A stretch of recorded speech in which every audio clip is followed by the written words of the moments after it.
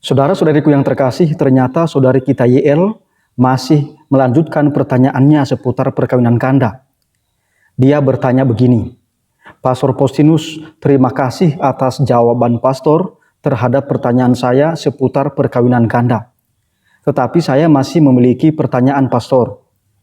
Apa solusinya agar mereka yang akan melangsungkan perkawinan beda gereja tidak melakukan perkawinan ganda? Perkawinan ganda itu berarti perkawinan yang dilakukan dua kali. Satu kali secara Katolik, lalu satu kali secara Protestan. Jadi dua kali.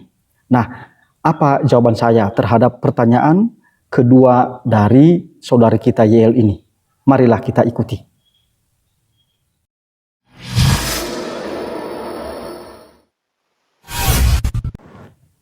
Saudara-saudariku yang terkasih, tentu saja gereja Katolik tidak hanya sekadar melarang perkawinan ganda itu, dalam arti perkawinan yang dilakukan sebanyak dua kali. Sekali secara Katolik, kemudian sekali lagi secara Protestan.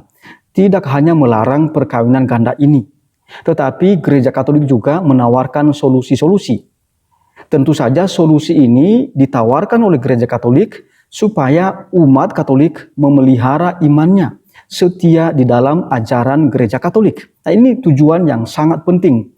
Oleh karena itu, saudara-saudariku yang terkasih, bersyukurlah sebagai orang Katolik, karena kita memiliki hukum yang berlaku secara universal di seluruh dunia bagi umat Katolik. Kalau mereka memiliki kesulitan-kesulitan, ada juga tawaran solusi berdasarkan hukum gereja Katolik. Ada 3 solusi agar umat Katolik yang melangsungkan perkawinan beda gereja bisa menghindari perkawinan ganda. Solusi yang pertama adalah menikah secara Katolik. Solusi yang kedua, melakukan perkawinan secara ekumenis. Lalu solusi yang ketiga yaitu meminta dispensasi atas forma kanonika atau peneguhan perkawinan di luar gereja Katolik yang sering disebut juga aforma kanonika. Berdasarkan situasi dan konteks mempelai, salah satu dari 3 solusi ini mesti diikuti dalam peneguhan perkawinan agar menjadi perkawinan yang sah menurut gereja Katolik. Bagian pertama, perkawinan beda gereja. Namun sebelum membahas 3 tawaran solusi ini, ada baiknya jika kita membahas sekilas apa itu perkawinan beda gereja. Perkawinan beda gereja adalah perkawinan antara seorang yang dibaptis Katolik dengan seorang yang dibaptis dalam gereja Protestan. Hal itu bisa kita baca di dalam kitab hukum kanonik, Kanon 1124. Perkawinan beda gereja atau mixta religio tentu dilarang di dalam gereja Katolik. Akan tetapi ada solusinya, yakni kedua mempelai perlu meminta izin kepada ordinaris wilayah atas perkawinan beda gereja itu. Ordinaris wilayah itu Bapak Uskup, Romo Vikaris Jenderal, dan Romo Vikaris Episkopal Teritorial. Salah seorang dari antara mereka ini memberikan izin itu. Praktisnya permohonan izin perkawinan beda gereja dimintakan oleh mempelai melalui pastor paroki.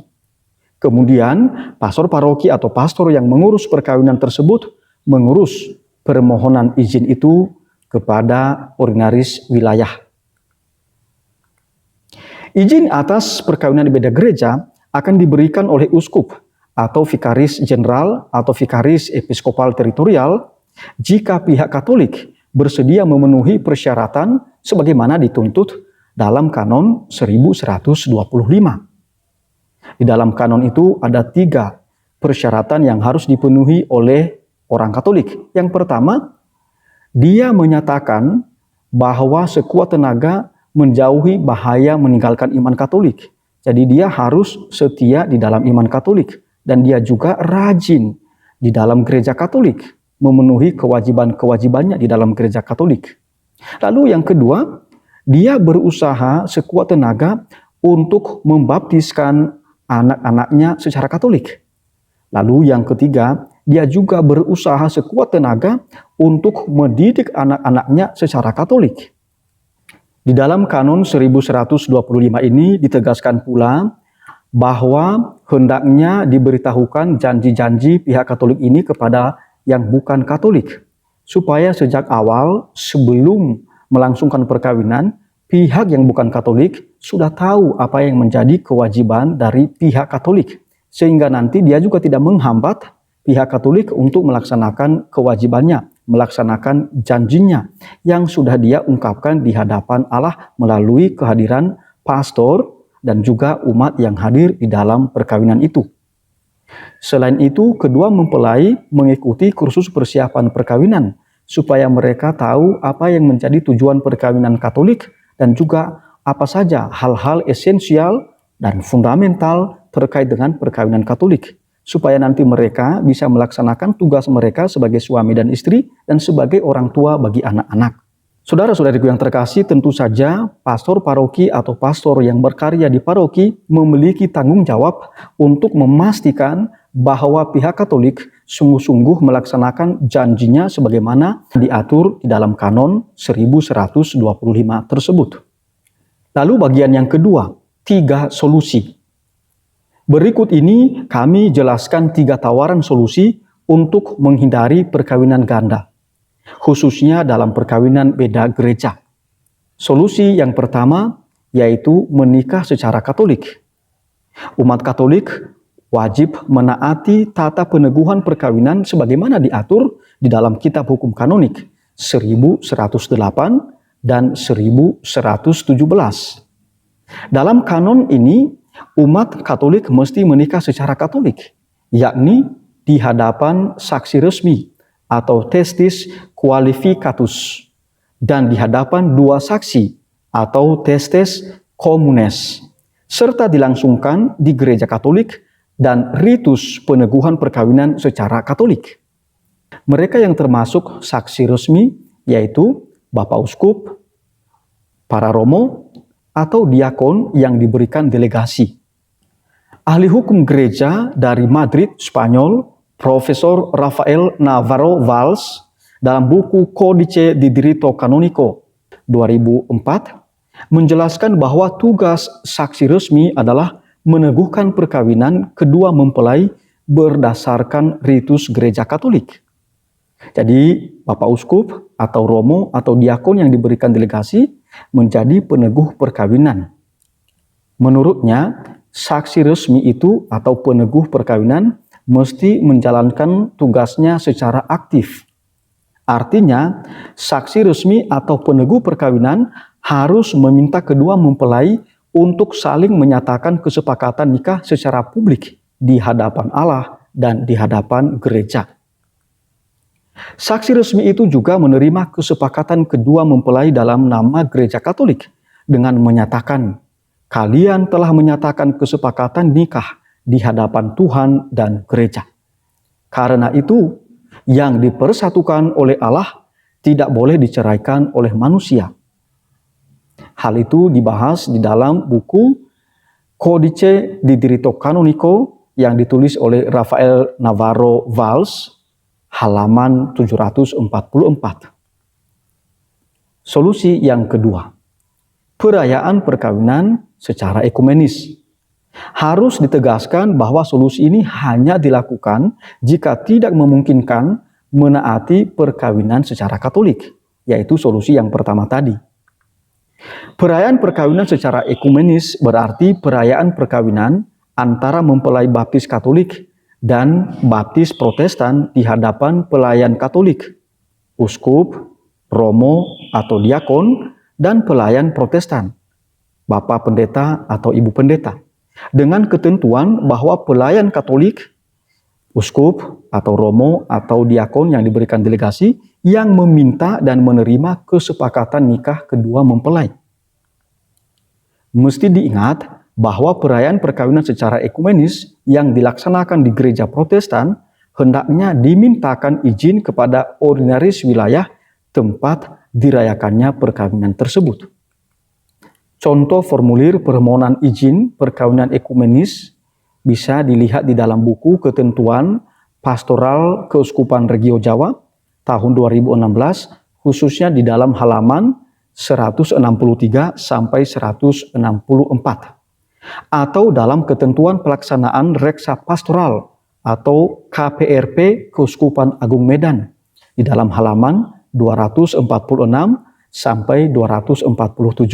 Dalam ketentuan pastoral Keuskupan Regio Jawa 2016 halaman 93 dijelaskan bahwa perayaan perkawinan ekumenis ini dapat ditempuh apabila ada alasan yang wajar dan masuk akal. Misalnya, yang pertama, untuk mempromosikan gerakan ekumenisme yang sehat. Jadi bukan justru karena orang Katolik misalnya kalah atau merasa rendah diri, atau bukan juga sekaligus orang Protestan merasa lebih kuat daripada orang Katolik, dan bukan juga sebaliknya. Jadi tidak boleh saling merendahkan di antara keduanya, tetapi justru membangun ekumenisme, semangat ekumenisme yang sehat. Motivasi menempuh solusi ini juga bukan karena menganut paham bahwa antara Katolik dan Protestan sama saja. Ini namanya indiferentisme atau acuh tak acuh, menyamakan semua ajaran gereja. Pandangan semacam ini tidaklah sehat. Sebab justru menganut sikap permisif atau memperbolehkan semuanya, atau juga menganut paham sinkretisme, mencampur adukan ajaran agama. Dan juga, seperti yang sudah saya tegaskan tadi, sikap indiferentisme, acuh tak acuh terhadap agama, dan bahkan menyamakan semua ajaran agama. Dalam Katekismus Gereja Katolik nomor 1634, gereja mengingatkan umat agar tidak terjebak dalam sikap indiferentisme ini, atau menyamakan semua ajaran agama atau acuh tak acuh terhadap ajaran agama. Kedua, jika mempelai beragama Protestan merayakan perkawinan di luar gerejanya, malah timbul batu sandungan berat mengingat jabatannya atau tingkat keaktifannya dalam gereja atau komunitasnya punya pengaruh besar. Yang ketiga, jika mempelai beragama Protestan merayakan perkawinan di luar gerejanya, malah diberi sanksi kepada dirinya dan keluarganya yang tentu saja memberatkan hidup mereka. Jadi, alasan-alasan pemberian izin untuk merayakan perkawinan secara ekumenis didasarkan pada konteks pastoral untuk membantu calon mempelai. Maka harus dihindari sikap dan tindakan yang justru merendahkan dan mengabaikan kesetiaan terhadap iman dan ajaran Katolik atau ajaran agama masing-masing. Solusi yang ketiga, memohon dispensasi atas forma kanonika atau tata perayaan perkawinan di luar gereja Katolik. Solusi ini dapat terjadi jika tidak mungkin merayakan perkawinan secara ekumenis dan juga secara Katolik. Yang dimaksud dengan dispensasi atas perayaan kanonik perkawinan atau forma kanonika adalah pelonggaran dari tuntutan bagi pihak Katolik untuk merayakan perkawinan secara Katolik, yakni di hadapan Bapak Uskup atau Romo atau diakon yang diberikan delegasi, dan di hadapan dua orang saksi. Hal itu Anda bisa baca juga di dalam buku Ketentuan Pastoral Keuskupan Regio Jawa 2016, khususnya di dalam pasal 122 sampai 123. Anda juga bisa baca kanon 85 sampai 87. Para pastor dan sekretaris paroki dapat mengikuti contoh formulir permohonan dispensasi forma kanonika dalam Ketentuan Pastoral Keuskupan Regio Jawa halaman 184 sampai 185. Nah, saudara-saudariku yang terkasih, pertanyaannya, siapakah yang memberikan dispensasi atas tata peneguhan perkawinan di luar gereja Katolik itu? Siapakah kira-kira? Nah, otoritas yang berhak untuk memberikan dispensasi atas tata peneguhan perkawinan di luar gereja Katolik itu adalah Bapak Uskup atau Romo Vikaris Jenderal atau Romo Vikaris Episkopal. Salah seorang di antara mereka inilah yang memberikan dispensasi atas tata peneguhan perkawinan di luar gereja Katolik itu. Kendati dapat diberi dispensasi untuk dapat merayakan perkawinan di luar gereja Katolik, akan tetapi gereja Katolik tetap meminta adanya bentuk peneguhan perkawinan publik dari perkawinan tersebut. Tuntutan perayaan perkawinan secara publik atau forma publica merupakan bentuk perayaan perkawinan yang diketahui dan diterima oleh masyarakat umum sebagai salah satu bentuk perkawinan keagamaan yang sah. Oleh karena itu, perayaan perkawinan secara publik ini mesti berlangsung di hadapan petugas resmi dan para saksi. Dalam buku Perkawinan Katolik menurut Kitab Hukum Kanonik yang diterbitkan pada tahun 2011, Monsinyur Robertus Rubiatmoko menegaskan bahwa forma publica atau tata peneguhan perkawinan secara publik dituntut demi sahnya perkawinan yang dilangsungkan di luar ritus Gereja Katolik. Itu sebabnya bentuk perkawinan yang tidak diterima sah oleh pemerintah sipil atau masyarakat umum biasanya juga dipandang tidak sah oleh Gereja Katolik. Perlu ditegaskan bahwa pemberian dispensasi ini tidaklah sembarangan, diterapkan juga pada tiap-tiap kasus. Dalam buku Ketentuan Pastoral Keuskupan Regio Jawa 2016, khususnya di dalam halaman 90-91, dipaparkan alasan yang wajar dan masuk akal untuk pemberian dispensasi atas tata peneguhan perkawinan secara kanonik, yaitu sebagai berikut. Alasan yang pertama, ada kesulitan-kesulitan besar untuk menaati forma kanonika atau tata perayaan perkawinan secara Katolik. Hal itu bisa kita baca di dalam Kanon 1127 paragraf kedua. Ahli hukum gereja Monsinyur Robertus Rubiatmoko menguraikan beberapa contoh terkait kesulitan ini. Antara lain, pertama, pelayan Katolik tidak mungkin datang untuk memberikan pelayanan perkawinan. Yang kedua, gereja terdekat dan yang mungkin dihubungi hanyalah gereja tidak Katolik. Alasan yang kedua, tidak ada kemungkinan merayakan perkawinan secara ekumenis. Alasan yang ketiga, ada bahaya meninggalkan iman dan gereja Katolik. Tentu saja, yang menyelidiki untuk memastikan keadaan ini benar terjadi adalah pastor paroki atau pastor yang mempersiapkan perkawinan tersebut. Alasan yang keempat, calon bukan Katolik adalah seorang aktivis dalam gereja atau komunitas gerejanya. Nah, ini yang dipertimbangkan oleh gereja Katolik. Alasan yang kelima, menghindari konflik berat antara kedua keluarga calon mempelai. Jadi gereja Katolik sekali lagi memperhatikan konteks pastoral dari umat, ya.